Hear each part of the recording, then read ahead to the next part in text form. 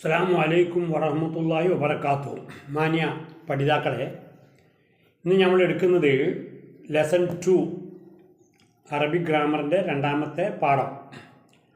അപ്പോൾ ഒന്നാമത്തെ പാഠത്തിൽ നമ്മൾ കലാം എന്താണെന്ന് പഠിച്ചു. കലാമിൻ്റെ 3 വിഭാഗങ്ങളാണ് ഇസ്മ്, ഫിയല്, ഹർഫ് എന്നും നാം മനസ്സിലാക്കി. ഇന്ന് നമുക്ക് തുടർച്ചയായി വരുന്ന കാര്യങ്ങൾ മനസ്സിലാക്കാം. അതായത് ഇസ്മിനെ എങ്ങനെ തിരിച്ചറിയാം. ഇസ്മ എന്താണെന്ന് നമ്മൾ പഠിച്ചു, ഒരു പേരാണ്. ഒരു പദം കണ്ടാൽ, വിശുദ്ധ ഖുർആനിലൊരു പദം കണ്ടാൽ അത് ഇസ്മാണോ അല്ലേ എന്ന് എങ്ങനെ തിരിച്ചറിയാം, അതിനെക്കുറിച്ചാണ് നമ്മൾ പഠിക്കാൻ പോകുന്നത്. അപ്പോൾ ഇസ്മിനെ തിരിച്ചറിയാൻ നമുക്ക് വേണ്ടത് എന്താണെന്ന് വെച്ചാൽ,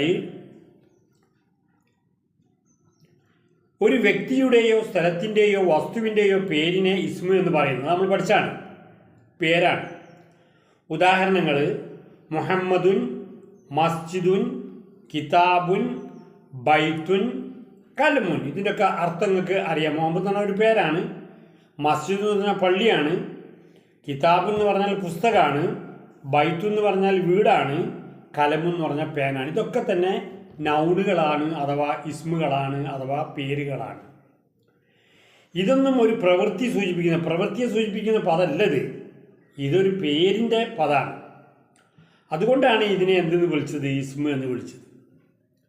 ഇസ്മിൻ്റെ അടയാളങ്ങൾ പരിശോധിച്ചാൽ, ഒന്നാമത്തെ അടയാളം, ഒരു വാക്കിൻ്റെ തുടക്കത്തിൽ അൽ വന്നാൽ അത് സാധാരണയായി ഇസ്മാണ്. അല്ലുണ്ടാവും. ഉദാഹരണമായിട്ട് ഹംദ്, സ്തുതി, അതിൻ്റെ മുമ്പിൽ അല്ല് വെച്ചാൽ എന്തായി, അൽ ഹംദു. അപ്പം അതൊരു ഇസ്മാണ്, അല്ല് വന്നിട്ടുണ്ട്. അൽ കിതാബ്, അൽ കലം. അപ്പം ഇസ്മിൻ്റെ മുമ്പിൽ എന്തുണ്ടാവും, അല്ല് വരും എന്നർത്ഥം.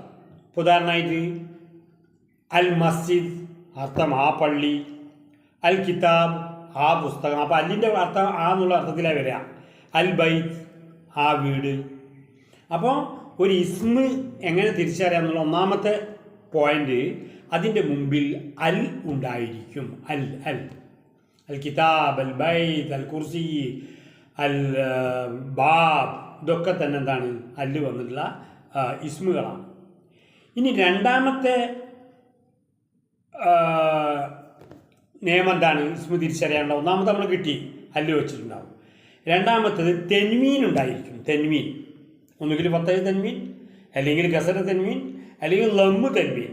തെൻവീൻ എന്ന് പറഞ്ഞാൽ മനസ്സിലായല്ലോ, അങ്ങനെ 2 വര ഒപ്പരട്ടാൽ അത് ഫത്തഹ് തെൻവീനായി, 2 കുളത്ത് ഇട്ടാൽ അത് ലമ്മ് തെൻവീനായി.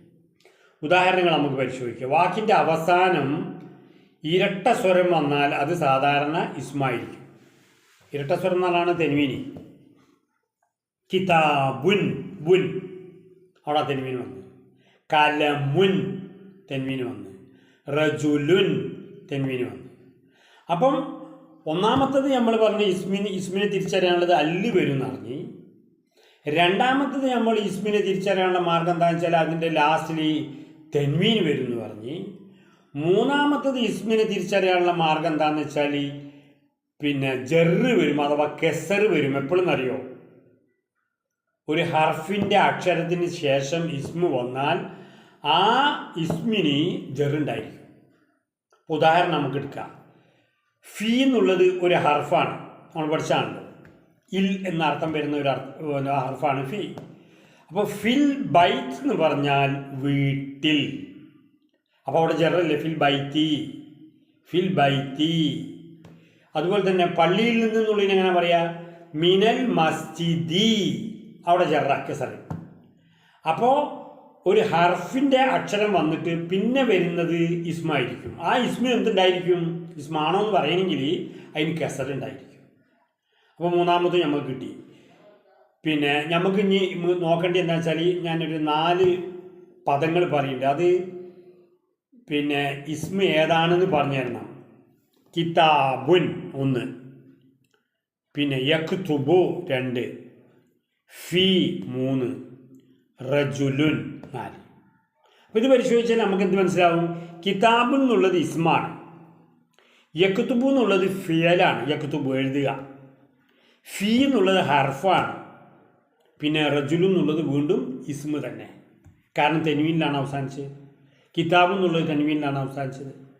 അപ്പോൾ ഓർമ്മിക്കേണ്ട കാര്യങ്ങൾ എന്താണെന്ന് വെച്ചാൽ ഇസ്മ എന്ന് പറഞ്ഞാൽ പേരാണ്, അൽ വന്നാൽ സാധാരണ ഇസ്മാണ്, തെൻവീൻ വന്നാൽ സാധാരണ ഇസ്മാണ്, പിന്നെ ഹുറൂഫുൽ ജറിന് ശേഷം ഹർഫുൽ ജറിന് ശേഷം വരുന്ന വാക്ക് ഇസ്മായിരിക്കും.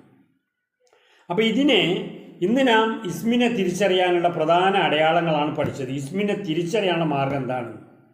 അടുത്ത ക്ലാസ്സിൽ നമ്മൾ പഠിക്കാൻ പോകുന്നത് എന്താണെന്ന് പറയുക, ഫിയലിനെ എങ്ങനെ തിരിച്ചറിയാം, ക്രിയനെ എന്ന് നമുക്ക് പഠിക്കാം ഇൻഷാ അല്ലാഹ്. അല്ലാഹു സുബ്ഹാനഹു വ തആല കേട്ടതനുസരിച്ച് അമൽ ചെയ്യാൻ തൗഫീഖ് ചെയ്തുമാറാകട്ടെ. വളരെ സിമ്പിളായിട്ടാണ് ക്ലാസ് പോകുന്നത്. നിങ്ങൾക്ക് ഇന്ന് എളുപ്പം മനസ്സിലാക്കുക. ഇസ്മിനെ തിരിച്ചറിയാനുള്ള മാർഗങ്ങൾ ഏവ എന്നാണ് എടുത്തത്. അതെന്താണ്? 1, ഇസ്മ